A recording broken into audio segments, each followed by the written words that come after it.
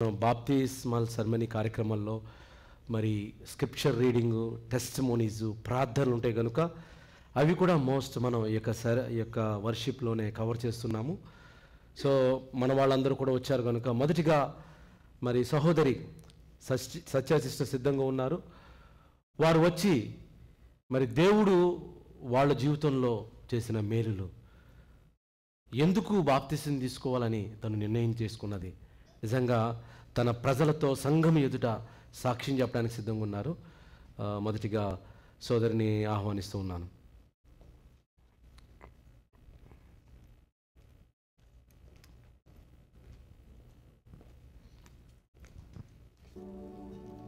అందరికీ praise the lord. నేను last time already నా టెస్టిమోనీని షేర్ చేశాను, బహుశా మీరు అందరికీ తెలుసుంటుంది. కాకపోతే అసలు నా స్పిరిచువల్ జర్నీ ఎలా జరిగిందనేది అందరితో ఒకసారి షేర్ చేసుకుందాం అనుకున్నాను ఈ అకేషన్గా. సో మా మదర్ కంప్లీట్ హిందూ అనమాట, మా ఫాదర్ వచ్చేసి క్రిస్టియన్. మా మమ్మీ బాగా పూజలు చేసేవాళ్ళు నా చిన్నప్పుడు. ఎలా అంటే సాటర్డే నేను మా మమ్మీతో టెంపుల్కి వెళ్ళేదాన్ని, సండే డాడీతో చర్చ్కి వెళ్ళేదాన్ని. అయితే నాకు అక్క ఉండేది, తను నాకన్నా 3 years పెద్ద. సో తనకి చిన్నప్పుడు లైక్ బై బర్త్ నుంచి బ్రెయిన్ ట్యూమర్ అనమాట. సో అయితే అక్కడ ఉన్న వాళ్ళందరూ, చుట్టుపక్కల వాళ్ళందరూ మా మదర్ని దేవుణ్ణి నమ్ముకోమని చెప్తే తను అసలు వినేది కాదు. ఈవెన్ ఆ మాట కూడా తనకి వాళ్ళు ఎవరైనా చెప్తుంటే అక్కడ నుంచి వెళ్ళిపోయేది. అంతగా హిందూయిజంలో మా మమ్మీ పూజలు చేయడం అట్లా బాగా నమ్మకంగా ఉండేది. అలాంటిది ఒక టైంలో ఇంకా మా అక్కకి ఏం చెప్పారంటే ఎక్కువ కాలం బతకదు, తను చనిపోయే ముందు లాస్ట్ థింగ్ వచ్చేసి తనకి ఐసైట్ పోతుంది అని చెప్పారు. సో అలా మా అక్క ఏంటంటే ఇంటి పక్కన వాళ్ళు చర్చ్కి వెళ్ళేవాళ్ళు, వాళ్ళు కన్వర్టెడ్ హిందూస్, వాళ్ళతో పాటు చర్చ్కి వెళ్ళడానికి ఇష్టపడేది. సో తనకి బ్రెయిన్ ట్యూమర్ కాబట్టి స్కూల్కి అట్లా ఏం పంపించేవాళ్ళు కాదు, ఇంట్లోనే చదువుకుంటూ ఉండేది. సో చర్చ్కి ఇంకా తనకి ఇష్టం అని చెప్పి మా మమ్మీ ఏమనేది కాదు, వెళ్ళేది. సో తను ఇంకేంటంటే టేప్ రికార్డర్లో దేవుడి పాటలు, తను చాలా చిన్న age, I think around first class 6 years అప్పుడే తను దేవుడు ప్రార్థన చేయడం అట్లా. అంటే మా మమ్మీ షాక్ అయ్యేది, ఇంత చిన్నపిల్లలు చెయ్యరు కదా అని. సరే అని చెప్పి ఒకరోజు ఇట్లా తనకి ఏసయ్యా అంటే ఇంకా మా మమ్మీ ఇప్పుడు దాకా నిన్ను ఈ దేవుడు కాపాడాడు, ఇక్కడ నుంచి నిన్ను ఏసయ్య కాపాడుతాడని తను హేళనగా మాట్లాడింది మా అక్కతో. కొద్దిసేపటికి మా అక్కకి కంటి చూపు పోయింది. సో ఇంకా తనకి ఏం చేయాలో తెలియదు మా మమ్మీకి. మా ఫాదర్ నేను స్కూల్కి వెళ్ళాము. సో ఇంకా ఆ లాస్ట్ మినిట్లో ఎవరికి చెప్పాలి, అప్పుడు అంత ఫోన్స్ కూడా ఉండేవి కాదు. సో ఏం చేయాలో తెలియక జీసస్ ఫోటో ఉంటే మా మమ్మీ వెళ్ళి జీసస్ ముందు ఎలా ప్రార్థించాలో కూడా తెలీదు. అందరూ మీరున్నారని అది నిజమైతే కనుక నా కూతురికి కంటి చూపు తీసుకురండి, ఎందుకంటే మా అక్క బాగా ఏడుస్తుంది, ఏం కనిపించట్లేదు అని. సో ప్రార్థన చేసింది, అంటే జస్ట్ కూర్చొని అట్లా ఏడుస్తూ అడుగుతూ ఉంది దేవుణ్ణి. మిరాక్యులస్గా మా అక్కకి ఒక 1 hour తర్వాత మళ్ళీ కనిపించింది. హాస్పిటల్కి తీసుకెళ్తే అసలు ఇది ఇంపాసిబుల్, జరగదు, ఎందుకంటే తన ట్యూమర్ ఐ నర్వ్కి దగ్గరలో ఉంది. సో మళ్ళీ కంటి చూపు రావడం అనేది అసలు మాకే అర్థం కావట్లేదు, ఎందుకంటే అది ఒకసారి డ్యామేజ్ అయితే ఇంకా మళ్ళీ రాదు. సో ఆ మినిట్ నుంచి మా మమ్మీ కంప్లీట్గా పూజలు కానీ అన్నీ ఆపేసి బాప్తిజం తీసుకుంది. వితౌట్ ఎనీ మెడిసిన్ మా అక్క మళ్ళీ వెయిట్ గెయిన్ అయ్యి ఒక 3 years తను బతికింది. కానీ ఇంకా లాస్ట్లో కూడా తను చనిపోవడం ఒక చర్చ్లోనే చనిపోయింది. తనకి ఒంట్లో బాగాలేదని తనకి ప్రార్థన చేయాలని చెప్పి చర్చ్కి తీసుకెళ్తే అక్కడ అందరూ ప్రార్థిస్తుండగా తను, ఎందుకంటే లోపలికి వెళ్ళే ముందు కూడా మా మమ్మీ కోకోనట్ వాటర్ పట్టి తీసుకెళ్లారు. సో తను చర్చ్లోనే చనిపోయింది, అందరి ప్రార్థనల మధ్యన తను చనిపోయింది. అలా తర్వాత మళ్ళీ నాకు తమ్ముడు పుట్టాడు, మా మమ్మీ వాళ్ళు ప్రేయర్ చేస్తే, అంటే మర్చిపోలేక. సో అలాగా మా మమ్మీ కన్వర్ట్ అయింది. సో ఇంకా తర్వాత మేము చర్చ్కి ఎక్కువ వెళ్ళేవాళ్ళం. కానీ నాకు అంటే నేను చాలా చిన్నప్పుడు మా అక్క చనిపోయినప్పుడు నాకు 6 ఇయర్స్, తను 9 ఇయర్స్ అప్పుడు చనిపోయింది. యాజ్ టీజ్గా మా అక్క పోలికలతోనే 11 ఇయర్స్ తర్వాత నాకు తమ్ముడు పుట్టాడు. సో ఇంకా తర్వాత నేను చర్చ్కి వెళ్ళేదాన్ని, కానీ అంత స్పిరిచువల్గా నాలో ఏమీ నాకు దేవుడు అంటే యేసయ్య, ప్రార్థన చేసేవాళ్ళం అంతే. తర్వాత ఇంకా యుఎస్ రావడం జరిగింది. నేను యుఎస్ వచ్చే ముందు నేను పృథ్వీ ఒకటే కాలేజ్లో చదువుకునే వాళ్ళం, బీటెక్. సో తను నాకు పరిచయం అయినప్పుడు తను కూడా బాగా పూజలు చేసేవాడు. ఎలా అంటే శనివారం వెళ్ళి కొబ్బరికాయలు కొట్టడం, ప్రదక్షిణాలు చేయడం అలాగా. సో మేమిద్దరం ఇష్టపడి ఇంట్లో చెప్పిన తర్వాత వాళ్ళు మామూలుగా ఒప్పుకున్నారు. కానీ మా మమ్మీ వాళ్ళకి ఏంటంటే తను పూజలు చేస్తారు కదా అని. బట్ ఇంకప్పుడు అవన్నీ ఆలోచించలేదు. సరే మంచివాళ్ళు అన్న థాట్తో మ్యారేజ్కి అయితే యాక్సెప్ట్ చేశారు. మేము యూఎస్ వద్దామన్నప్పుడు తనకి చాలా హడల్స్ వచ్చాయి పర్సనల్గా. సో తను అంతకుముందు మా అత్తయ్య గారిని చర్చ్ దగ్గర దింపేవాడు, కానీ ఎప్పుడు చర్చ్కి లోపలికి కూడా తను రాడు. ఎవరైనా ఫ్రెండ్స్ వెళ్తున్నా కానీ తనకి ఏదో తక్కువగా అట్లా అనిపించేది, తనకి ఫీల్ అయ్యేవాడు. అలాంటిది తను ఇక్కడికి రాకముందు, యుఎస్ రాకముందు చర్చ్కి జీసస్కి ప్రేయర్ చేసుకోవడము అట్లా అంటే నమ్మడం స్టార్ట్ చేశాడు, దేవుడు వాక్యం వినడము అంతా. మేము యుఎస్ వచ్చిన తర్వాత మేమిద్దరం చర్చ్కి వెళ్ళేవాళ్ళం. తను యుఎస్ వచ్చిన తర్వాత నాకు తెలిసి ఇంకా ఏ దేవుడికి తను ఎప్పుడూ దండం పెట్టలేదు. కేవలం ఇంకంటే యేసయ్యే మా దేవుడు అన్నట్టు మేము ఉంటున్నాము. అండ్ లాస్ట్ నేను ఇండియా వెళ్ళినప్పుడు కూడా మీ అందరికి తెలుసు, ఒక రకంగా ఈ ఇయర్ అంటే మేము ఇర్రెగ్యులర్గా వచ్చేవాళ్ళం చర్చ్కి. ఎందుకంటే వేరే ఎవరొకరు రావడం లేకపోతే బయటకు వెళ్ళడం అలా లోక సంబంధపు కార్యక్రమాలు ఎక్కువ మేము పాల్గొనే వాళ్ళం. కానీ పృథ్వీ స్ట్రాంగ్గా తీసుకున్నాడు, ఏదేమైనా కానీ మనం సండే చర్చ్కి వెళ్ళాలి, మనం వాక్యం వినాలి అన్న ఇది తను తీసుకొని ఎట్టి పరిస్థితుల్లో ఈవెన్ మాకు కాల్స్ ఉన్నా కానీ ఆఫీస్ కాల్స్ అన్నీ పోస్ట్పోన్ చేసుకొని మేము ఈ 2024 మేము అనుకున్నాం చర్చ్కి ఎట్లయినా రావాలి అని. సో అంటే దేవుడు ఎలా తన బిడ్డలను తన దగ్గరికి రప్పించుకుంటారనేది మనకి అర్థం కాదు. నా లైఫ్లో ఇంకా అంటే లైక్ నాకు బేబీస్ పుట్టారేమో అన్న అట్లాంటి హెల్త్ ఇష్యూస్ కూడా నాకు వచ్చాయి. కానీ మాకు మ్యారేజ్ అయిన 2 monthsకే నేను కన్సీవ్ అయ్యాను. అది దేవుడి ఈ ఆశీర్వాదం నా లైఫ్లో. అంటే యుఎస్ రావడం ఇవన్నీ ఒక ఎత్తు అయితే, నాకు అభిని దేవుడు నాకు ఇవ్వడం నేను చాలా బ్లెస్డ్గా ఫీల్ అవుతున్నా. సో మేము యుఎస్ రావడం ఇదంతా ఆయన కృప. ఆయన ఎన్నో చేశారు, మేము అడగకుండా కూడా మాకు చాలా చేశారు ఆయన.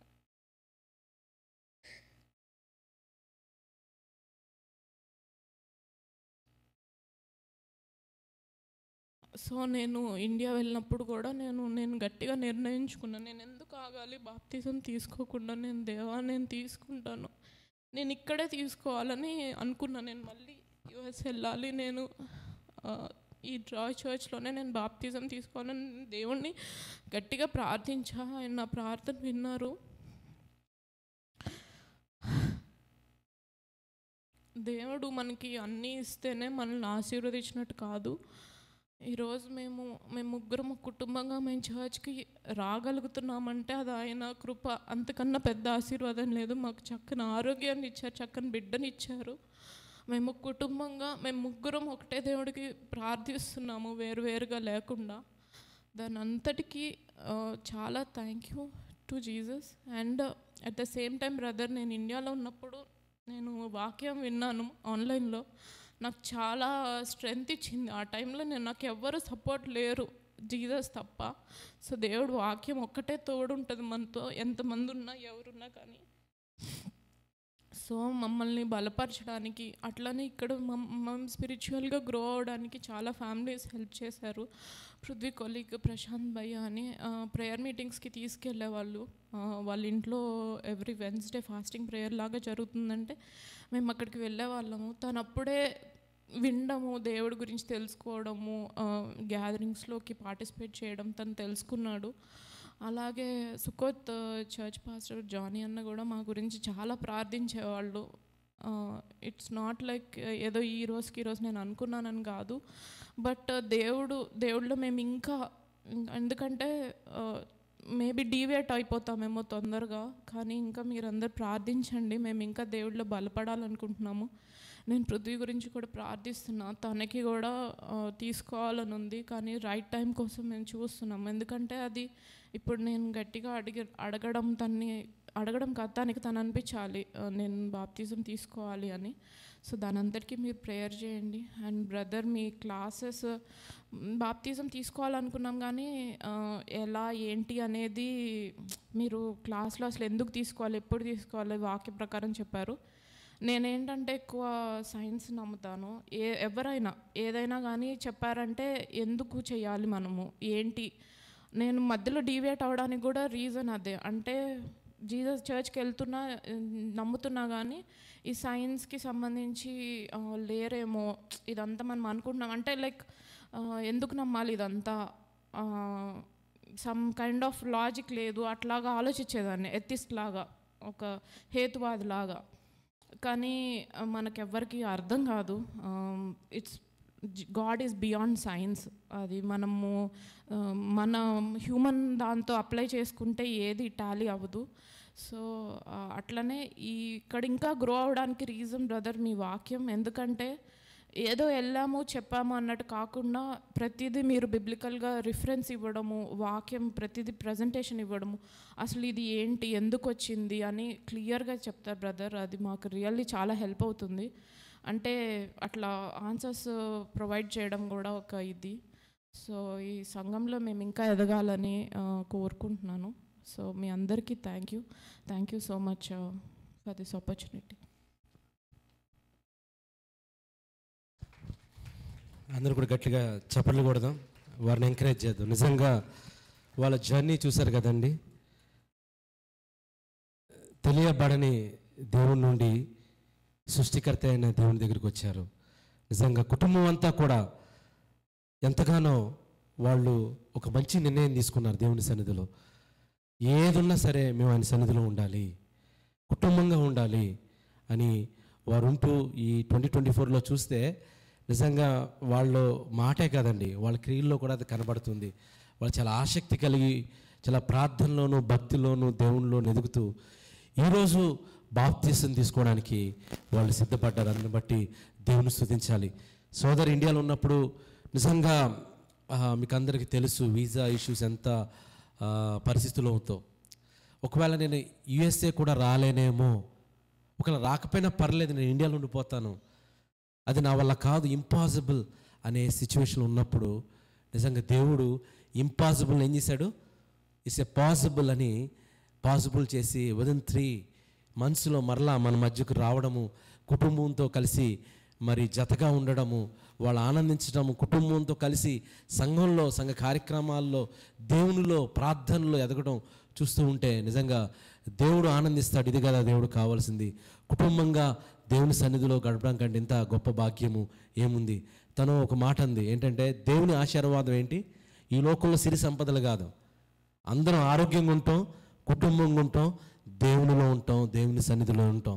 ఇంతకంటే దేవుని ఆశీర్వాదం ఈ ప్రపంచంలో ఏది ఉండదు. ఎందుకంటే ఈ లోకంలో కోట్లు సంపాదించిన అవన్నీ కూడా ఒకరోజు ఎక్కడే విడిచిపెట్టి వెళ్ళిపోవాలి. కానీ నిజంగా ఎప్పుడైతే ప్రభువులో ఉంటామో, ప్రభు సన్నిధిలో ఉంటామో, అది మాత్రమే మన క్రియలు, మన నీతి క్రియలు, మన కార్యక్రమాలు, మన భక్తి, ఇది మాత్రమే మనతో పాటుగా దేవుని సన్నిధిని నిలబెడతాయి. కనుక వాళ్ళు చక్కని తీర్మానం చేసుకున్నారు.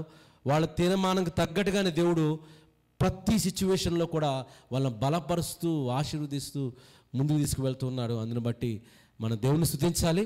వారు కూడా మరొకసారి ప్రత్యేకమైన వందనాలు తెలియపరుస్తున్నాను. వారి కోసం మనం ప్రార్థన చేద్దాం. ఎందుకంటే ఈరోజు నూతన జన్మ అనుభవంలోనికి వెళుతున్నారు. ఇక నుండి జీవిత పర్యాంతము వాళ్ళ భక్తిలోను దేవునిలోను ఉన్నతంగా ఉండాలని వారి కోసం మనం ఈరోజు ప్రత్యేకంగా ప్రార్థన చేద్దాము. రెండవదిగా మరి సోదరుడు ఎమరాల్డ్ వచ్చి తన సాక్ష్యాన్ని కూడా షేర్ చేసుకోవాల్సిందిగా నేను ఆహ్వానిస్తూ ఉన్నాను.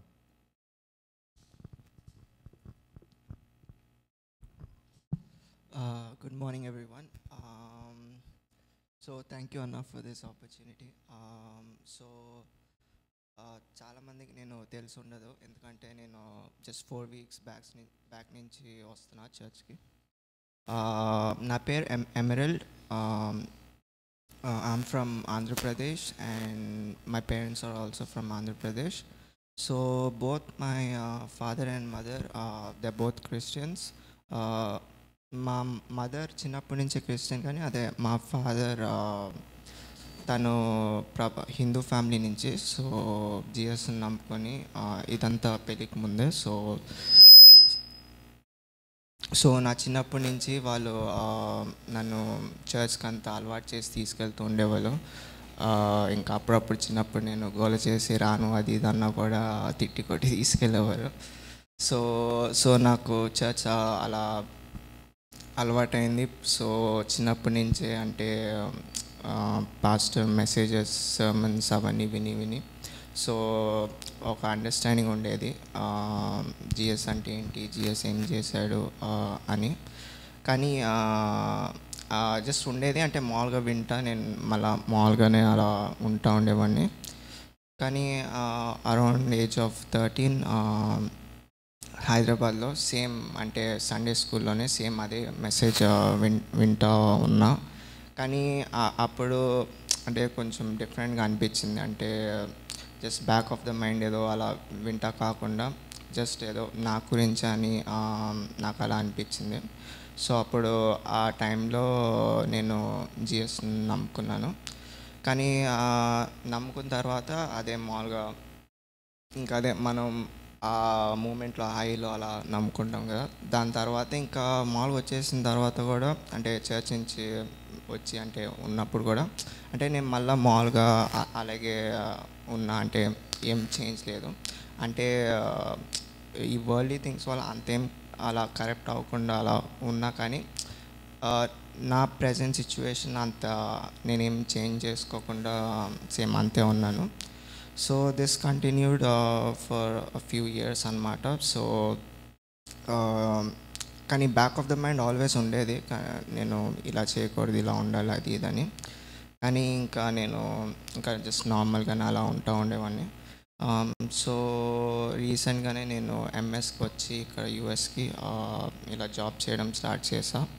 సో ఇక్కడ ఈ సిచ్యువేషన్లో నేను అంటే ప్రస్తుతానికి ఒక్కనే ఉంటున్నది. సో ఇలాంటి ఇంకా నాకు వేరే ఏం డిస్ట్రాక్షన్స్ అలా రెస్పాన్సిబిలిటీస్ అలా ఉన్నప్పుడు అంటే నాకు అనిపించింది అంటే ఇప్పుడు వరకు లైఫ్ అంతా స్మూత్గా అంటే ఏం లో పాయింట్ అలా లేకుండా అంతా స్మూత్గా అలా జరిగిపోతుంది. కానీ జస్ట్ అంటే something like did not feel right. అంటే ఉన్నాం మామూలుగా, కానీ ఏంటి ఇంకా అని అలా అనిపించేది. సో అలాంటి టైంలో అంటే నేను బైబిల్ చదవడం, అంటే ఆన్లైన్లో మెసేజెస్ వినడం అది ఇంకా చేస్తూ ఉన్నా.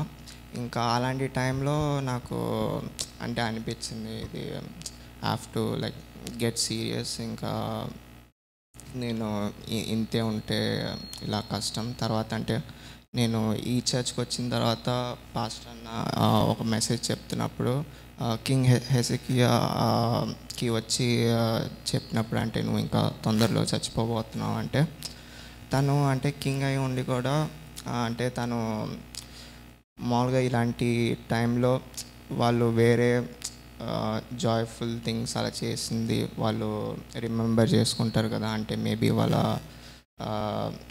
అటు ఇటు చేయడం అలాంటి అంటే పెద్ద యాక్టివిటీస్ అలా చేసి ఉంటారు కదా, అలాంటి మెమరీస్ ఏమైనా గుర్తు తెచ్చుకుంటారేమో అని మనం అనుకోవచ్చు. కానీ వాళ్ళ దేవుడి ముందు వాళ్ళ లైఫ్ ఎలా ఉందో, తన లైఫ్ ఎలా ఉందో తన ప్రేయర్లో తను మాట్లాడుతున్నప్పుడు అంటే నాకు అనిపించింది అంటే maybe 60 years down the line అలా ఉన్నప్పుడు అంటే అలాంటి సిచ్యువేషన్లో మనకి ఇంకా వేరే ఏం గుర్తురావు, ఓన్లీ వాట్స్ ఇంపార్టెంట్ అనేది గుర్తుకొస్తుంది. సో అలాంటి టైంలో నేను రీకాల్ చేసుకున్నప్పుడు నా లైఫ్ కూడా నేను ఇంకా మామూలుగా అలా ఉంటే I don't want to remember my life like that. So అందుకే నేను అలా బ్యాప్టిజం తీసుకొని నేను I wanted to correct my self. తర్వాత అంటే అప్పుడప్పుడు అనిపించేది maybe now it's not the right time, అంటే నేను ఇంకా మంచిగా పరిశుద్ధంగా ఉంది అప్పుడు బాప్తిజం తీసుకుందాం అనుకున్నా. కానీ when I thought about it I realize like that day would never come. Not only will it not come, అంటే ఎనిమి కూడా ఆ డే ఇంకా రానియకుండా అలా పోస్ట్పోన్ అవుతూ ఉంటుంది, ఇంకా నా లైఫ్ అలా కంటిన్యూ అయిపోతూ ఉంటుంది. సో ఇంకా ఇప్పుడు కాకపోతే ఇంకెప్పుడు ఇంకా అని ఆ రియలైజేషన్ వచ్చి నేను ఇంకా అంటే చర్చ్లో ఎవరో పాస్టర్ అన్న మెసేజ్ చెప్తున్నప్పుడు సేమ్ ఓకే నేను I want to devout my life to Christ అలా అని మళ్ళీ చర్చ్ బయటకు వచ్చిన తర్వాత 2-3 అవర్స్ ఇంకా ఆ హై అదంతా తగ్గిపోయిన తర్వాత ఇంకా మామూలుగా ఉండి మళ్ళీ నెక్స్ట్ సండే ఎప్పుడైనా చర్చ్ వెళ్ళి మళ్ళీ నీ ఫేవరెట్ వర్షిప్ సాంగ్ చెప్తూ ఉంటే ఆ మూమెంట్లో అలా అనిపించి అలా కాకుండా ఇంకా డిసైడ్ అయ్యాను నేను బాప్టిజం తీసుకొని ఇంకా నాకు ఎలా అనిపించినా నేను ఇలాంటి ఒక లైఫ్ నేను జీవించాలని. సో అదేవిధంగా పాస్టర్ అన్న తన బాప్టిజం క్లాసెస్లో కూడా చాలా నేర్పించారు, ఎందుకు బాప్టిజం తీసుకోవాలి, ఎప్పుడు తీసుకోవాలి అని. దాంట్లో అదే మెయిన్ పాయింట్ బాప్టిజం డిలే చేయకుండా తీసుకోవాలని చెప్పారు. So yeah, that's the reason I want to take. Thank you అన్న. చర్చ్ మెసేజెస్ వల్ల కూడా బాగా స్పిరిచువల్గా నాకు బాగా స్ట్రెంగ్గా ఉండింది. మీరు ఏ మెసేజ్ అన్న పాయింట్స్ వైజ్ చెప్తారు, సో అది లేటర్ గుర్తు తెచ్చుకొని మెడిటేట్ చేయడానికి కూడా అలా ఈజీగా ఉండేది. థ్యాంక్ యూ అన్న. Thank you.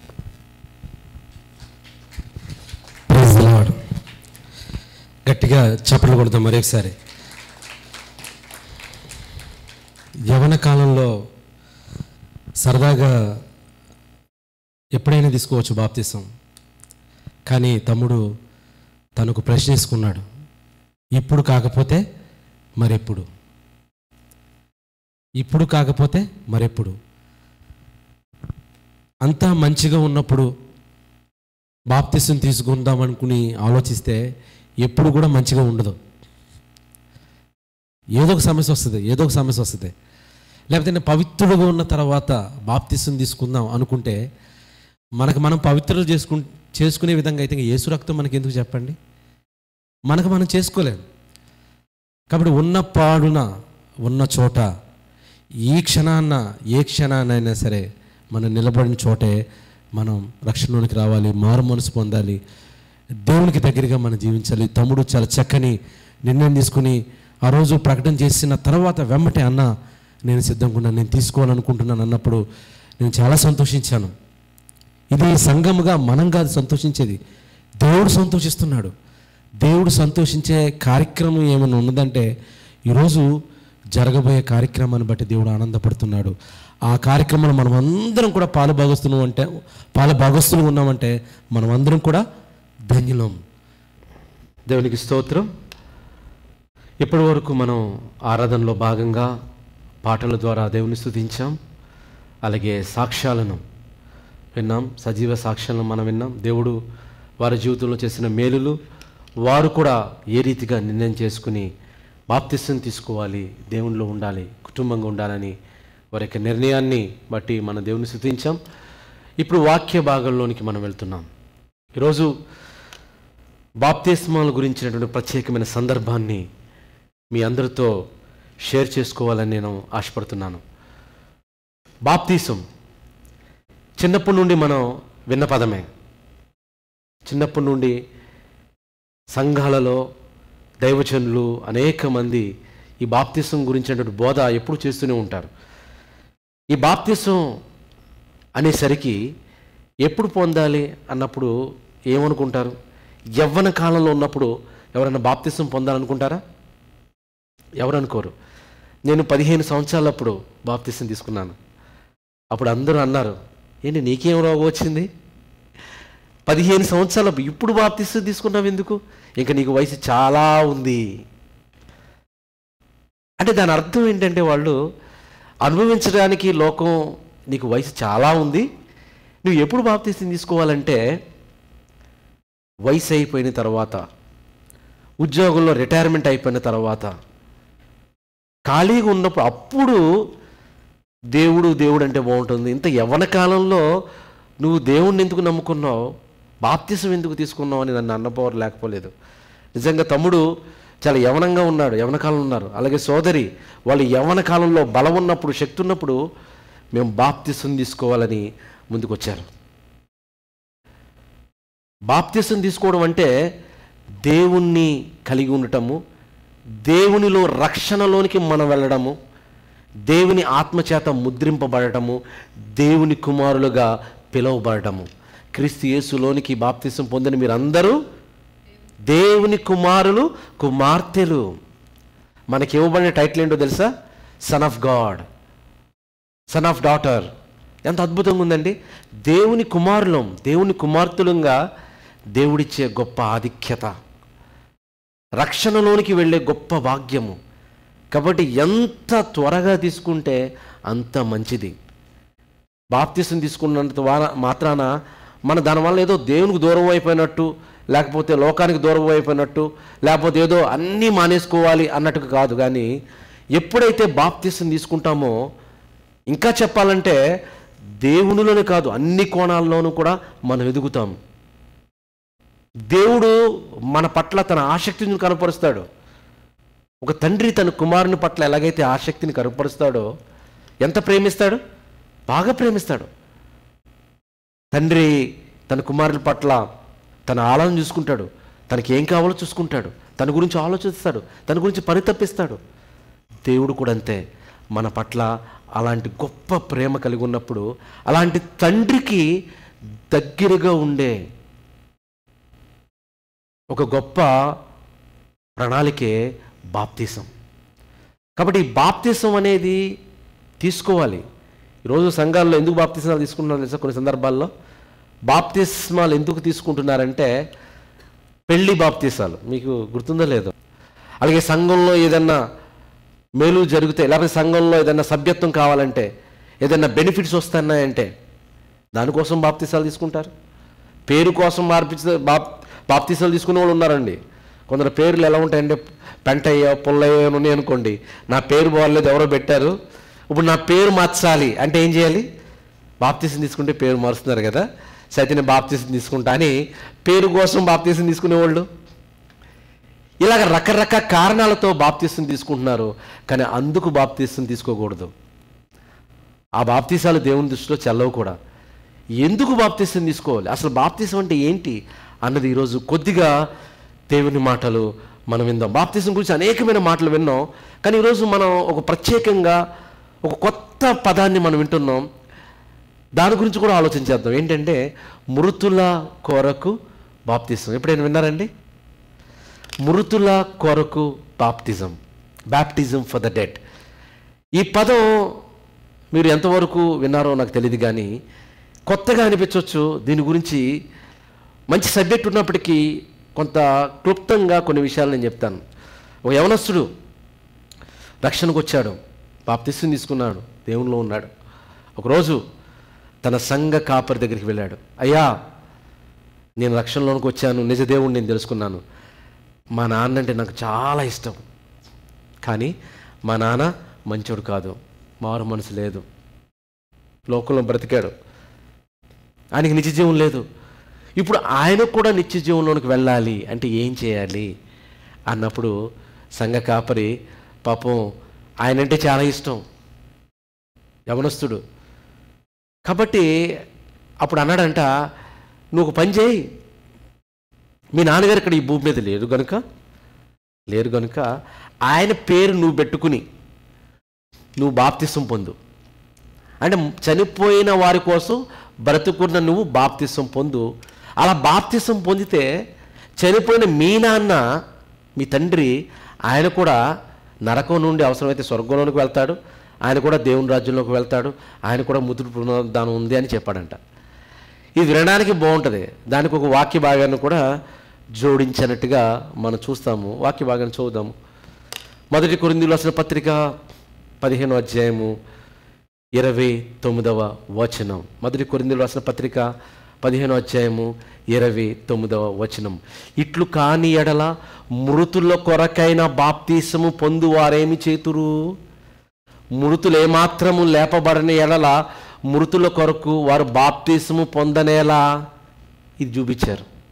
అంటే మృతుల కొరకు కూడా బాప్తీసం పొందొచ్చు అని ఆయన బాప్తీసం ఇచ్చినట్టుగా మనకు కనబడుతుంది. కానీ ఇది వాక్య ప్రకారం కరెక్ట్ అండి? ఇది వాక్య ప్రకారం కరెక్టా? అంటే చనిపోయిన వారి కొరకు, వారు బంధువులు కావచ్చు, స్నేహితులు కావచ్చు, కుటుంబ సభ్యులు కావచ్చు, వారు రక్షణ లేకపోతే, వాళ్ళు చనిపోతే ఈ భూమి మీద ఉన్న వారు బాప్తీసం పొందితే వారికి రక్షణ వస్తుందా? ఇలాంటి వస్తుంది అనే సంఘాలు ఈ భూమి మీద ఉన్నాయి. వాటి పేర్లు నేను చెప్పట్లేదు. ఇలాంటి సంఘాలు ఉన్నాయి. వాళ్ళు చూపించే వాక్యము ఈ వాక్యమే. వారు పెట్టిన టైటిల్ ఏంటో తెలుసా? మృతుల కొరకు బాప్టిజం. అసలు ఈ వాక్య భాగాన్ని మనం ఎలా అర్థం చేసుకోవాలి? మృతుల కొరకు అక్కడ ఉంది కదండి, మృతుల కొరకు బాప్తిసము పొందువారు ఏమి చేతురు? క్వశ్చన్. అంటే మృతులు బాప్తిసం ఉన్నట్టుగా మనకు కనబడుతుంది. మృతులు ఏమాత్రము లేపబడిన ఎడల మృతుల కొరకు వారు బాప్తిసం పొందనేలా ఉందండి. ఎంత చక్కగా బైబిల్ వాక్యం ఉంది.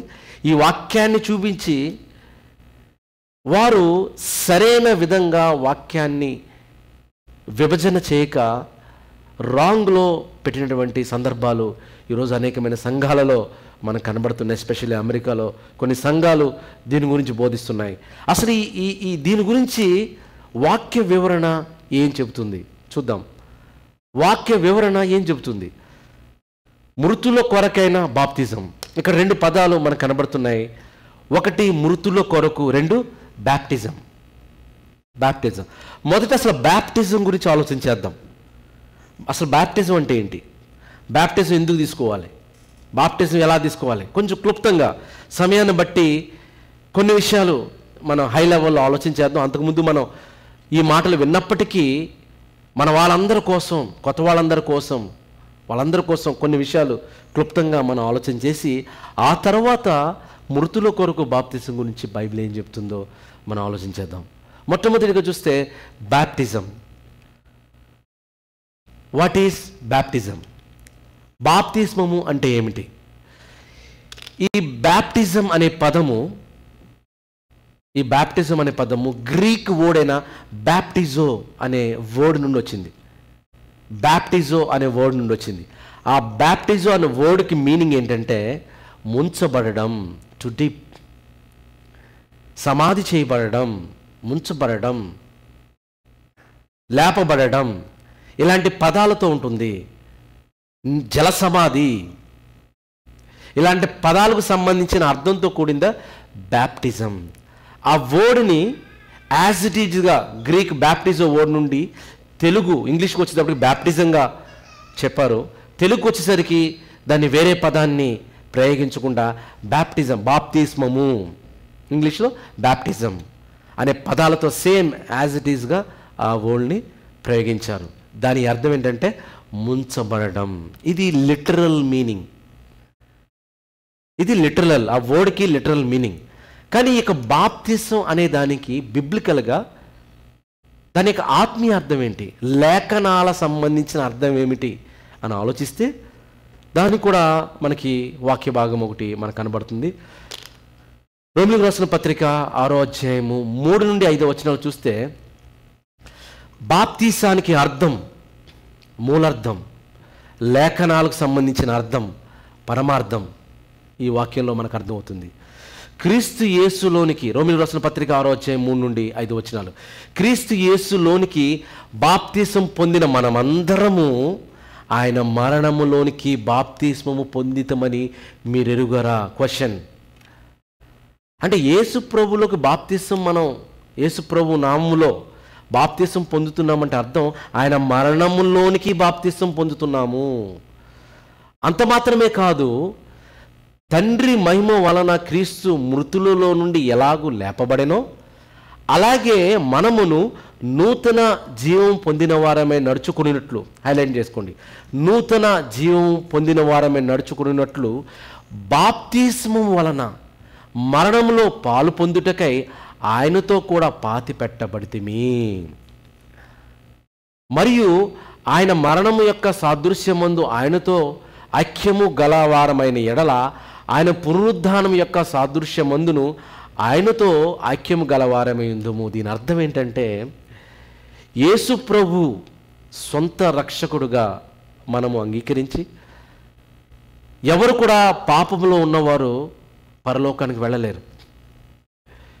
మన ఇంట్లో ఎన్నో పాత్రలు ఉంటాయి కదండి, ఎన్నో పాత్రలు ఉంటాయి. కొన్ని పాత్రలు మనం వాడం. ఒకవేళ ఆ పాత్రని వాడుకునే పాత్రగా చేయాలంటే ఏం చేస్తాం? ముందు నీటి దగ్గర పెడతాం, నీటి దగ్గర క్లీన్ చేస్తాం, క్లీన్ చేసిన తర్వాత అప్పుడు స్టవ్ దగ్గర పెడతాం. అంటే ఆ పాత్రను ఉపయోగించాలంటే ఆ డర్ట్నంతా ఎలాగైతే క్లీన్ చేస్తామో వాటర్తో ఈ లోకంలో పరలోక రాజ్యం వెళ్ళాలంటే పాపం అడ్డొస్తుంది. కనుక ఆ పాపం వలన వచ్చు జీతం మరణం. అది శరీర సంబంధమైన మరణం కదండి, ఆధ్యాత్మికమైన మరణం. ఆ మరణంతో దేవుని దగ్గరికి వెళ్ళలేదు కనుక, ఆ శిక్షను మనం అనుభవించలేము కనుక, యేసుప్రభువు వారు మనకు బదులుగా, మన స్థానంలో, మనకు ప్రత్యామ్నాయముగా, అంటే మనము ఆబ్జెక్ట్లో మనం ఉండాలి, కానీ మనకు బదులుగా ఆయన ఉండి, ఆయన మరణించి సమాధి చేయబడి తిరిగి లేపబడ్డాడు.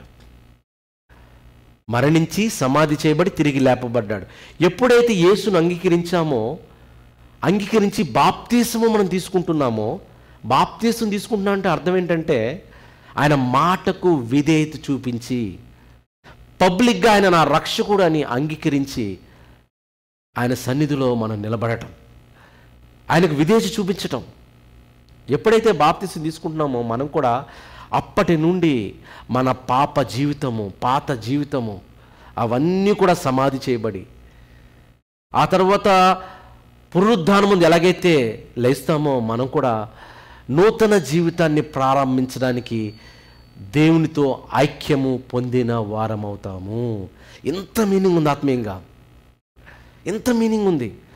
జల సమాధి అంటే శరీర సంబంధంగా మాలిన్యము తీసివేయడం కాదు, కానీ శరీర సంబంధంగా నీళ్ళల్లో మొలగడం కాదు, కానీ క్రీస్తు చెప్పిన మాటను పట్టుకుని ఆయన ఆజ్ఞకు విధేయత చూపించి, దేవా ఇప్పటి నుండి నువ్వు నా రక్షకుడు, నీకోసం నేను బ్రతుకుతాను అని నిర్ణయం తీసుకుని ఎప్పుడైతే బాప్తిస్మలోనికి వస్తున్నామో క్రీస్తులోనికి వస్తున్నాం, క్రీస్తును ధరించుకుంటున్నాం, దేవుని కుమారులుగా పిలువబడుతున్నాం. అది బాప్తిస్మం యొక్క అర్థము. పాతవి గతిస్తాయి, అప్పటి నుండి క్రొత్తవవుతాయి. నూతన జీవితం, నూతన జన్మ, ఈ అనుభవమే బాప్తిజంలో జరుగుతుంది. అది బాప్టిజం. మొట్టమొదటిగా బాప్టిజం అనేది, వాట్ ఈస్ బ్యాప్టిజం అనే దానికి మనకు అర్థమైంది.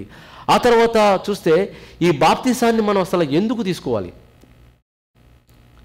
Why should we be baptized? అసలు బాప్తిజం ఎందుకు తీసుకోవాలి? బాప్తిజం తీసుకోవాల్సిన అవసరత ఏముంది? పాత నిబంధన గ్రంథంలో ఒక ధర్మశాస్త్ర ప్రవీణుడు బోధకుడు ఉన్నాడు. ఆయన యేసుప్రభువు వారి దగ్గరికి వచ్చి, నువ్వు దేవుని నుండి పంపబడిన గొప్ప బోధకుడు అని నేను ఎరుగుదును,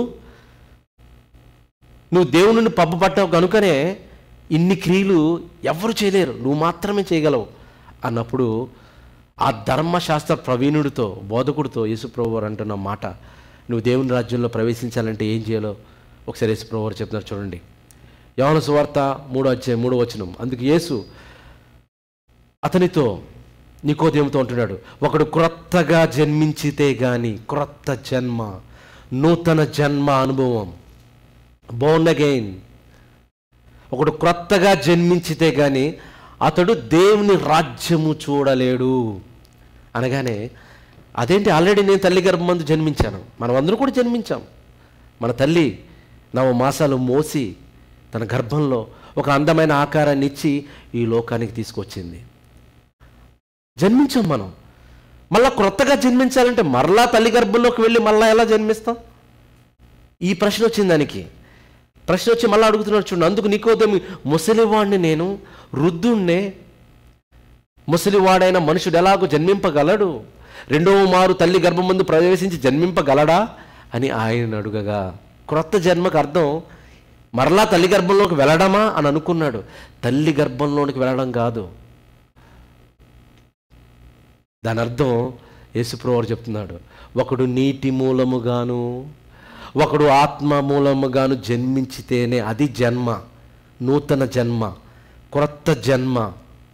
జన్మించితేనే కానీ దేవుని రాజ్యములో ప్రవేశింపలేడు, దేవుని సంఘములో ప్రవేశింపలేడు. దేవుని రాజ్యంలో ప్రవేశించాలంటే అర్హత ఏంటి? నీటి మూలంగా జన్మించాలి, వాక్యంగా జన్మించాలి, ఈ హృదయపూర్వకంలో మన పాపక్షమాపణను ఒప్పుకోవాలి, బాప్తిసం తీసుకోవాలి, ఆత్మ మూలంగా జన్మించాలి. ఆ జన్మ ఉంటేనే నూతన జన్మ అనుభవం. ప్రియులారా, ఒకసారి ఆలోచించేద్దాం. ఇంకను మారు మనసు పొందలేని స్థితిలో, రక్షణ అనుభవం లేని స్థితిలో ఉంటే దేవుడు ఎప్పుడు మనతో మాట్లాడుతూ ఉన్నాడు. ఇది ఏమో కొత్త విషయం కాదు, లేకపోతే ఇది కష్టమైన విషయం కాదు, చాలా సులువు. ప్రభువా, నీవే నా రక్షకుడు, నీతో నేను సహవాసం చేస్తాను, నన్ను క్షమించు అని ఒక్క చిన్న ప్రార్థన చేసుకుని ఆయన సన్నిధిలో నిజంగా మనం అడిగితే దేవుడు క్షమించడానికి సిద్ధంగా ఉన్నాడు. మారు మనసు పొందిన తర్వాత ఇంకెందుకు తడవ చేస్తావు? రోజులు గడిచిపోతూ ఉంటాయి. దేవుని సన్నిధికి వచ్చి బాప్తిసం తీసుకోవడానికి మనం సిద్ధపడాలి. మొట్టమొదటిగా మనం చూస్తాం, బాప్తిసం ఎందుకు తీసుకోవాలంటే దేవుని రాజ్యములో ప్రవేశించడానికి బాప్తిసం తీసుకోవాలి. నెంబర్ 1, దేవుని రాజ్యంలో ప్రవేశించడానికి బాప్తిసం తీసుకోవాలి. రెండవదిగా చూస్తే పేతురు గారు గొప్ప ప్రసంగాన్ని చేస్తూ ఉంటారు ఇజ్రాయెల్ మధ్య. ఇజ్రాయేలు ఎప్పుడు కూడా యేసుప్రభుని అంగీకరించలేదు. దేవుడు పంపగా వచ్చిన యేసుప్రభుని తృణీకరించారు, హింసించారు, దూషించారు, సిలువ వేసి చంపేశారు.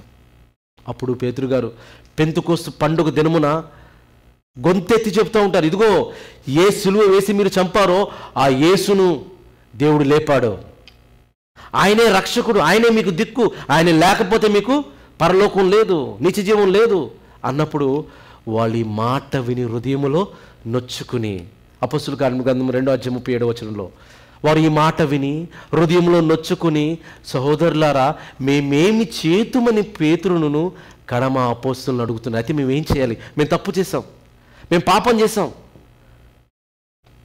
మేమేం చేయాలి అన్నప్పుడు దానికి పరిష్కారం చెప్తున్నారు. చూడండి, నమ్మి దానికి పరిష్కారం 38 దయచేసి చదవండి అమ్మా మీ బైబిల్లో. పేతురును మీరు మారు మనసు పొంది పాప క్షమాపణ నిమిత్తము ప్రతివాడు యేసుక్రీస్తు నామమందు బాప్తిస్మం పొందిడి. నెక్స్ట్, అప్పుడు మీరు పరిశుద్ధాత్మను వరమును పొందుదురు. ఎంత అద్భుతంగా ఉందండి. ఇక్కడ 2 మాటలు కనబడుతున్నాయి. మొట్టమొదటిగా దేవుని రాజ్యంలో ప్రవేశించడానికి బాప్తిసం తీసుకోవాలనుకుంటే ఇక్కడ ఎందుకు బాప్తిసం తీసుకోవాలి? మారు మనసు పొంది పాప క్షమాపణ నిమిత్తము. నీ పాపాలు క్షమించబడాలి అంటే ఏం చేయాలి? బాప్తిసం తీసుకోవాలి, పాప క్షమాపణ నిమిత్తము. ఎందుకంటే నీరు కడగదు, యేసు రక్తము కడుగుతుంది. ఎప్పుడు యేసు రక్తము కడుగుతుంది? నువ్వు యేసు మాటకి విధేయత చూపించినప్పుడు. నేను నమ్మానండి, ఈ చిన్నప్పుడు నమ్ముతున్నాను అని నువ్వు అనుకుంటే, నిజంగా చిన్నప్పటి నుండి ఎంతోమంది నమ్ముతున్నారు. యేసుప్రభువుని ఎంతమంది నమ్మలేదండి? దెయ్యాలు కూడా నమ్మి వణుకుతున్నాయి, కానీ అవి విధేయత చూపించట్లేదే. దెయ్యాలు కూడా నమ్మి వణుకుతున్నాయి. ఎంతోమంది బయట కూడా నమ్ముతారు యేసుప్రభు దేవుడు అండి, యేసుప్రభు రక్షకుడని. మరి విధేయత ఎక్కడ ఉంది? నీ భక్తి ఎక్కడ ఉంది? ఎక్కడ విధేయత చూపిస్తున్నావు? అందుకే మారు మనసు పొంది పాప క్షమాపణ నిమిత్తము హైలైట్, మీరు బాప్తిసం పొందుడి అని ఉంది. ఆ తర్వాత ఎప్పుడైతే బాప్తిసం పొందామో అప్పుడేముంది? అప్పుడు అంటే బాప్తిసం పొందినప్పుడు ఏముంది? అప్పుడు మీరు పరిశుద్ధాత్మను వరమును పొందుదురు. పరిశుద్ధాత్మని వరము పొందడానికి, అలాగే పాప క్షమాపణ కలగడానికి ఏం కావాలి? బాప్తిస్మము పొందాలి. నెంబర్ 1 ఏంటి? దేవుని రాజ్యంలో ప్రవేశించడానికి బాప్తిసం తీసుకోవాలి. నెంబర్ 2 పాప క్షమాపణ నిమిత్తం బాప్తిసం తీసుకోవాలి. నెంబర్ 3 దేవుని ఆత్మను, పరిశుద్ధాత్మ వరాన్ని మనం పొందుకోవాలంటే ఆత్మ మనలో ఎల్లప్పుడూ ఉంటూ, సంచకరువుగా ఉంటూ, ఆత్మచేత దేవుడు మనల్ని ముద్రించి అన్ని కోణాల్లో ఆయన మనల్ని రక్షిస్తాడు, ఆలోచింపచేస్తాడు, బోధిస్తాడు, పాపం నుండి మనల్ని విడిపింపజేయడానికి మార్గాలు సమకూరుస్తాడు. నీలో ఉంటాడు, నీతో ఉంటాడు, ఎల్లప్పుడూ ఉంటాడు పరిశుద్ధాత్ముడు. కాబట్టి ఆయనకు విధేయత చూపించాలి. అందుకు మనం బాప్తిసం తీసుకోవాలి. ఆ తర్వాత 4వదిగా చూస్తే ఎందుకు బాప్తిసం తీసుకోవాలి అంటే 16వ వచనము, మార్కు సువార్త 16వ అధ్యాయము 16వ వచనం. మార్కు సువార్త, మార్క్స్ గాస్పెల్ చాప్టర్ 16 వర్స్ 16. నమ్మి బాప్తిసం పొందినవాడు రక్షింపబడును, నమ్మని వానికి శిక్ష విధింపబడును. ఎందుకు తీసుకోవాలండి? నమ్మాలి. నమ్మి మెదలకుండా ఉంటే సరిపోదు. నమ్మి బాప్తిజం పొందినవాడు, faith plus baptism gives rise to salvation. అక్కడి వరకు రావాలి మీరు. నమ్మి బాప్తిజం పొందినవాడు రక్షింపబడును.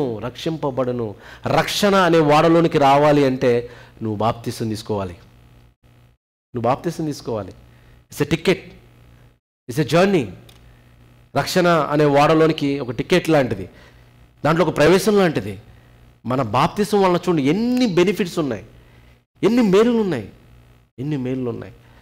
అందుకే యేసుప్రభు వారు ఆయన భూమి మీద ఉన్నప్పుడు ఆయన చెప్పారు, ముందుగానే ఆయన తన శిష్యులతో ఏమని చెప్పారంటే, మత్తయి సువార్త 28వ అధ్యాయం నుండి చూస్తే 28వ అధ్యాయం 18వ వచనం నుండి, యేసు వారి యొద్దకు వచ్చి, పరలోకమందును భూమి మీదను నాకు సర్వాధికారం ఇవ్వబడి ఉన్నది, కాబట్టి మీరు వెళ్ళండి, సమస్త జనులను శిష్యులుగా చేయండి, తండ్రి యొక్కయు కుమారుని యొక్కయు పరిశుద్ధాత్మ నామములోనికి బాప్తిసం ఇచ్చుచు నేను మీకు ఏ సంగతులను ఆజ్ఞాపించుతున్నో వాటన్నిటినీ గైకొనవలనని వారికి బోధించుడు. ఇదిగో నేను యుగ సమాప్తి వరకు నేను మీతో సదాకాలము ఉన్నాను. ఎంత అద్భుతంగా ఉన్నాడు. మీరు సర్వలోకానికి వెళ్ళి సర్వసృష్టికి సువార్తను ప్రకటించండి, నమ్మి బాప్తిసం పొందిన వాడు రక్షింపబడును.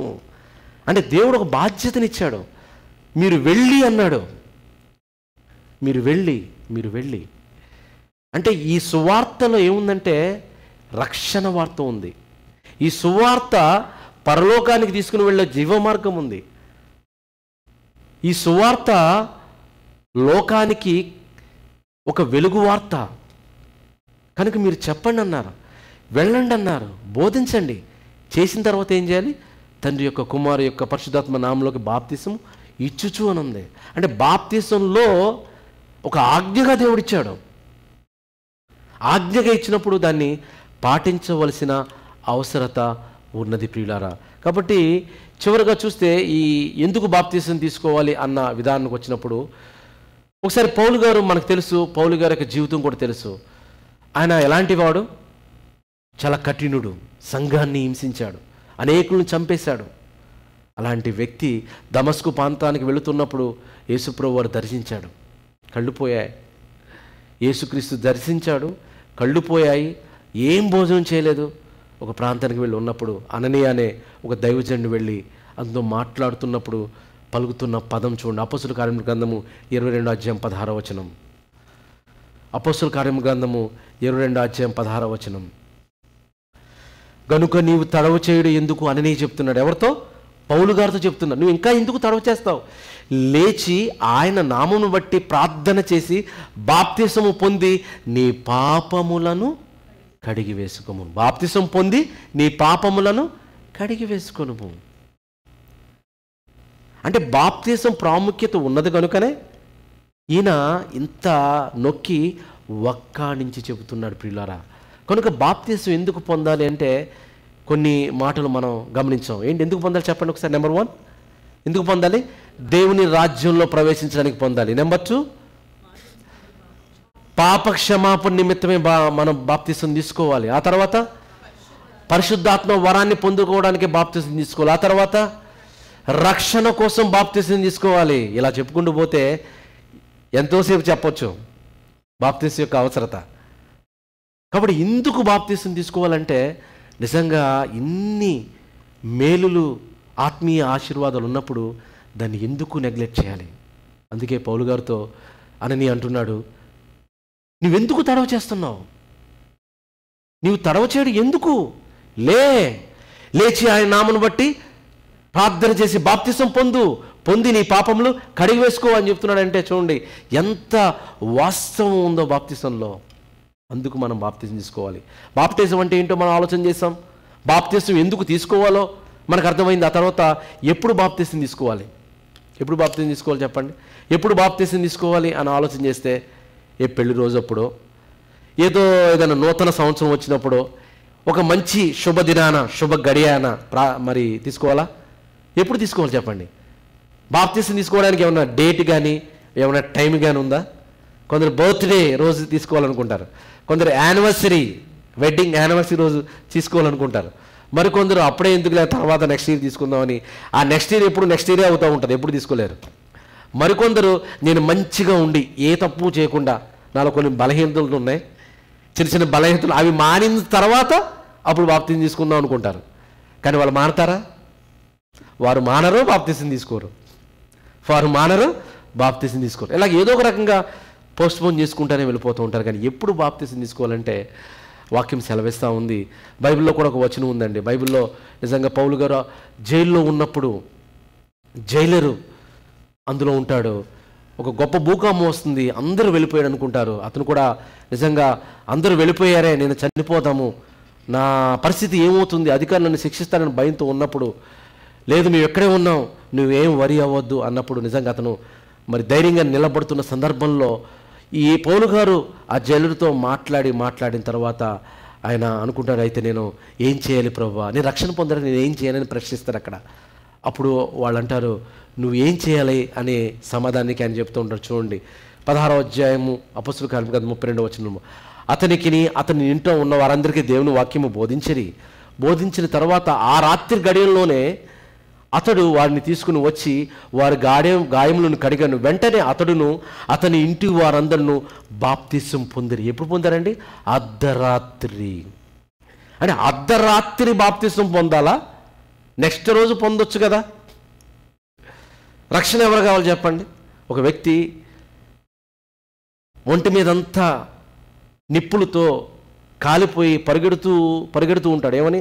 అయ్యో రక్షించండి రక్షించండి రక్షించండి అని పరిగెడుతూ ఉంటాడు. అప్పుడు మనం ఏం చేద్దాం? రక్షించమన్న రేపు రక్షిద్దాంలే అని అనుకుంటామా? వెంబటే వెళ్ళి బట్టలేసి అన్నీ ఆర్పేసి అతన్ని హాస్పిటల్కి తీసుకువెళ్తాం. ఎందుకని? రక్షణ ఇమీడియట్లీ కావాలి, వైద్యం ఇమీడియట్లీ కావాలి. అలాగే రక్షణ అనేది కూడా ఇమ్మీడియట్గా కావాలి. ఎందుకంటే యేసు ఎప్పుడు వస్తారో మనకు తెలియదు, ఈ భూమిని మనం ఎప్పుడు విడిచిపోతామో తెలియదు, పాపంతో పరలోకం వెళ్ళలేము, పాప క్షమాపణ కావాలి. అంటే ఏం కావాలి? రక్షణ కావాలి. అంటే బాప్తిసంలోనికి రావాలి, యేసుని నమ్మాలి, బాప్తిసం తీసుకోవాలి, రక్షణలోకి రావాలి. ఇంత గొప్ప కథ ఉందండి. ఇంత కథ ఉంటే ఇది బాప్తిసం యొక్క అర్థం. మరి ఇలాగ బాప్తిసం పొందాలని వాక్యం చెప్తుంటే అసలు ఈ మృతుల కొరకైన బాప్తిసం నేను ముగిస్తాను, ఎందుకంటే ఇది చాలా ఇంపార్టెంట్ కాబట్టి దాని గురించి నేను చెప్పాను. చివరిగా ఈ మాటని చెప్పి నేను ముగిస్తాను. What is the baptism for dead? What is the meaning of the baptism here? మృతుల కొరకైన బాప్తిసం అంటే ఏమిటి? వాక్యం ఏం సెలవిస్తూ ఉంది? ఈ అపోస్తలుల కార్యముల గ్రంథంలో పౌలు గారు ఈ చెప్పిన ఈ మాట ఎంతో మర్మాలతో కూడుకున్నది.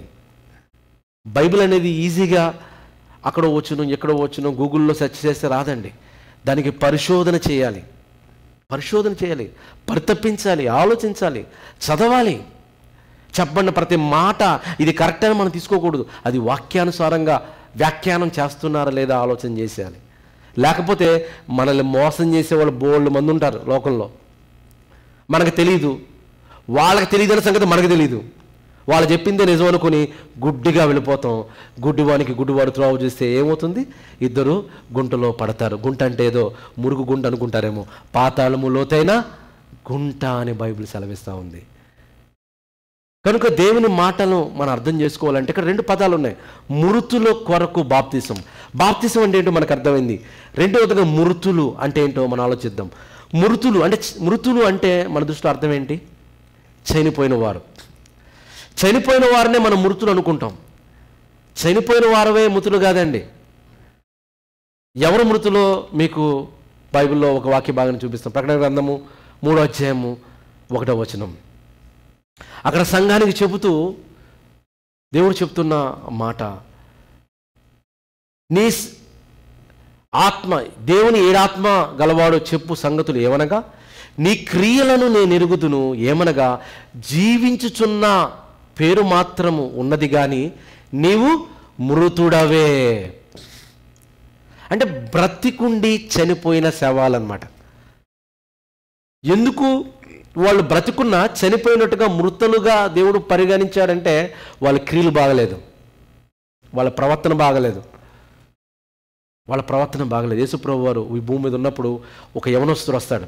యవనస్తుడు వచ్చి, ప్రభువా మా తండ్రి చనిపోయాడు, నేను వెళ్ళి కార్యక్రమాలన్నీ చేసుకుని వస్తానన్నప్పుడు ఆయన ఒక మాట అంటాడు, మృతులను తమ మృతులు పాతి పెట్టకొననిమ్ము.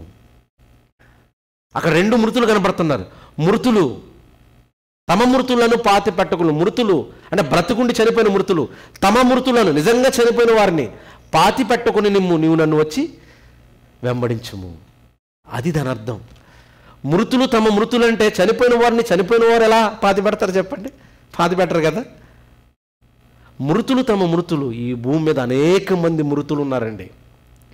అనేక మంది మృతుకున్నారు, బ్రతుకుంటున్నారు, రక్షణ అనుభవం లేదు, పాపంలో ఉన్నారు, లోకంలో ఉన్నారు, నిత్య జీవానికి ఆస్కారం లేకుండా బ్రతుకుతున్నారు.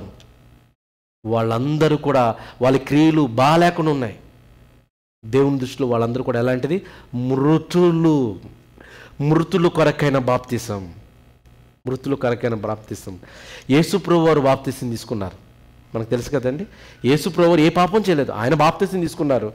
బాప్తిసం తీసుకున్న ఆయన ఒక మాట అన్నాడు. ఈ మాట చాలా ఆలోచన చేయవలసిన మాట. ఒకసారి చూద్దాము. లూకాసు వార్త నేను ముగిస్తాను. లూకాసు వార్త 12వ అధ్యాయం 50వ వచనం. లూకాసు వార్త 12వ అధ్యాయం 50వ వచనం.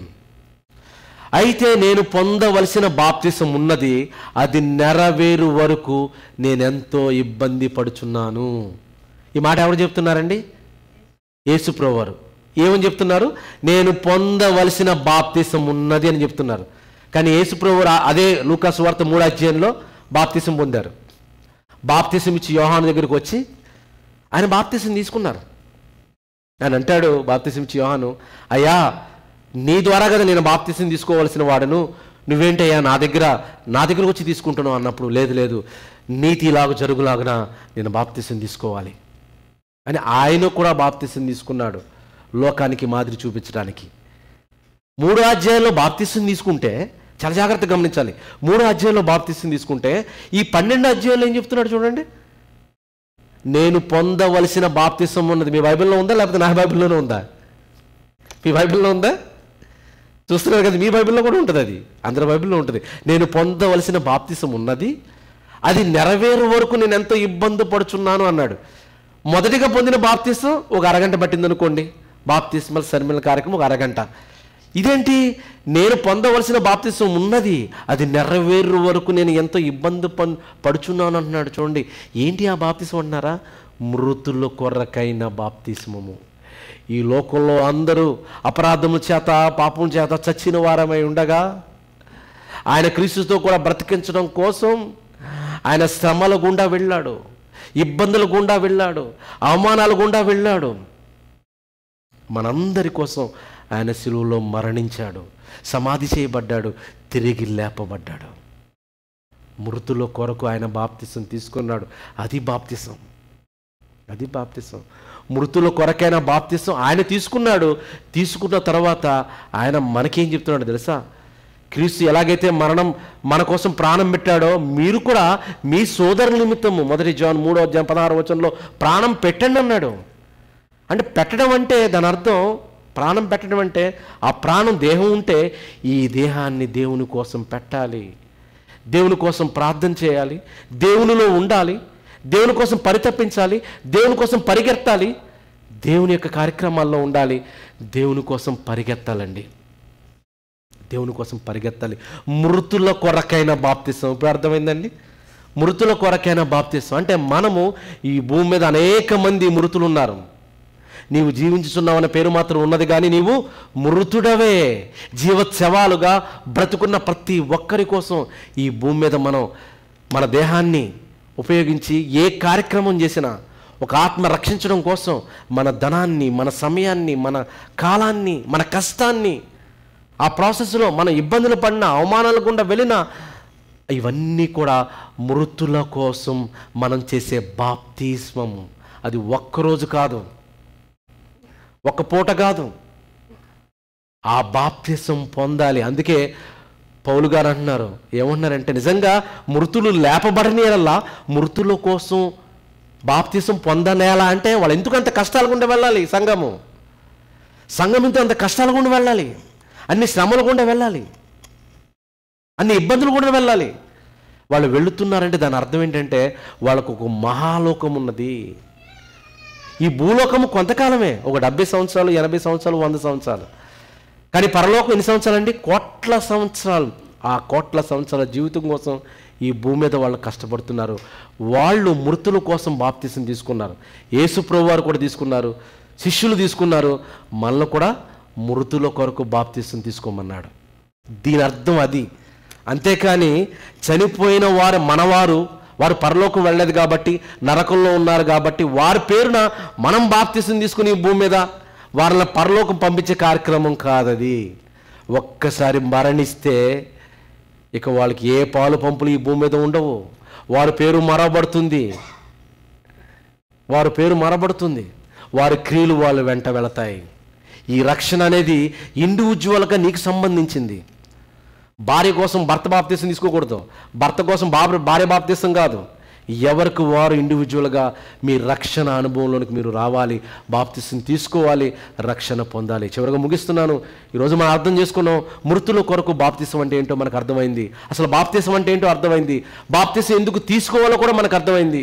బాప్తిసం ఎలా తీసుకోవాలో మనకు అర్థమైంది. బాప్తిసం ఎప్పుడు తీసుకోవాలో మనకు అర్థమైంది. ఇన్ని విషయాలు వాక్యం ద్వారా విన్న మనము ఒక్కసారి ఇక్కడ కూర్చున్న ఎవరైనా సరే ఇంకను బాప్తిసం తీసుకోకుండా ఉంటే, ఆన్లైన్లో లైవ్లో చూస్తున్న ఎవరైనా ఇంకను బాప్తిసం తీసుకోకుండా రక్షణ అనుభవంలో రాకుండా ఉంటే, ఇదే మిక్కిలి అనుకూలమైన సమయము, ఇదే రక్షణ దినము. ఇంకా తడువు చేయడం ఎందుకు? లేండి, బాప్తిసం పొందండి, మీ పాపాలను క్షమించబడతాయి. మీరు దేవుని కుమారులుగా, దేవుని కుమార్తెలుగా, దేవుని ధరించుకుని, క్రీస్తుని ధరించుకుని దేవుని రాజ్యంలో వారసులుగా, రథసారథులుగా మీరు ఉంటారు. అలా ఉండడానికి ఈరోజు 2 బిడ్డలు సిద్ధపడ్డారు. సోదరి సత్య, అలాగే ఎమరాల్డ్. వారిద్దరు సిద్ధపడి ఉన్నారు కాబట్టి ఇంకా సిద్ధపాటు లేకపోతే మీరు అందరూ కూడా ఆలోచన చేసుకోండి. బాప్తిసం పొందని వారు బాప్తిసము పొందాలి. బాప్తిసం పొందిన వారు ఎవరి కోసం బాప్తిసం పొందాలి? ఇప్పుడు మృతుల కొరకు బాప్తిసం, అంటే వాళ్ళ కోసం, వాళ్ళ రక్షణ కోసం ఈ దేహాన్ని మనం చేయగలిగే కార్యక్రమాలు, శ్రమలైన ఇబ్బందులైన మనం చేయాలి. కాబట్టి ఈ వాక్యాన్ని హృదయంలో భద్రపరుచుకుని ఆ రీతిగా బ్రతకడానికి దేవుడు తన శక్తిని మనకి దయచేయును గాక. ప్రార్థన చేసుకుని అందరూ కూడా లేచి నిలబడదాం. లేచి నిలబడి ఒకసారి మన హృదయాల్ని మనం పరిశీలన చేసుకుందాం. ఒక్కసారి మన హృదయంలో మన క్రియలు ఎలా ఉన్నాయి, మనం ఏ స్థితిలో ఉన్నాం, ఒక్కసారి మనం ఆలోచన చేసుకుందాం. దేవుని సన్నిధిలో మనకు హృదయాన్ని విప్పి, ఒకవేళ ఇంకనూ దేవునికి దూరంగా ఉంటే దేవునికి దగ్గరగా ఉండనట్టుగా ఆయన సన్నిధిలో మన జీవితం, మన పాపాలు మనం ఒప్పుకుందాం. మహాగరుడ, మహిమోన్నతుని ఘనమైన నామమున స్తోత్రాలు చెల్లిస్తున్నాం. ఇంతవరకు నీ వాక్యం ద్వారా మీరు మాతో మాట్లాడారు తండ్రి. ఈరోజు ప్రత్యేకంగా మృతుల కొరకైన బాప్తిసం గురించి, బాప్తిసం యొక్క అర్థాన్ని, అందులోని పరమార్థాన్ని మీరు మాకు బయలుపరిచినందుకు స్తోత్రాలు చెల్లిస్తూ ఉన్నాం. నేను ఇంకనూ రక్షణ అనుభవం లేని వారికి ఇది మిక్కిలి అనుకూలమైన సమయం తండ్రి. వారు రక్షణ అనుభవంలోనికి రాగలిగినట్లు కృప అనుగ్రహించమని ప్రార్థన చేస్తున్నాను. ఒకవేళ తిరుప్రభ రక్షణ అనుభవంలో ఉన్నవారు, వారు కూడా తమ జీవితకాలంలో నిన్ను అంటు పెట్టుకుని నీకోసం బ్రతికే జీవితాన్ని ప్రతి ఒక్కరికి దయచేయమని ప్రార్థన చేస్తున్నాను. ముఖ్యంగా ఈరోజు ప్రభువా, సోదరి సత్యాన్ని బట్టి, సోదరుడు ఎమరాల్ని బట్టి మీకు వందనాలు చెల్లిస్తున్నాను తండ్రి. నిజంగా వారిని బట్టి మీరు పరలోకంలో ఆనందపడుతున్నారు, మిక్కిలి సంతోషిస్తున్నారు. ఒక పాపి ఈ భూమి మీద దేవ రక్షణలోనికి వస్తే, దేవుని సన్నిధిలోకి వస్తే పరలోకంలో అన్నిటికంటే మిక్కటమైన సంతోషము, ఆనందము కలుగుతుంది తండ్రి. ఆ తరుణంలో మేము ఉంటుండగా తండ్రి, ఇంతవరకు నీ వాక్యం ద్వారా విత్తిన వాక్యాన్ని బట్టి మీకు స్తోత్రాలు చెల్లించుకుంటూ మమ్మల్ని అందరూ దీవించి బలపరిచి నిలబెట్టమని మా ప్రభువును మా రక్షకుడైన యేసుక్రీస్తు వారి నామములో ప్రార్థన అడుగుచున్నాను తండ్రి. ఆమేన్. ఆమేన్.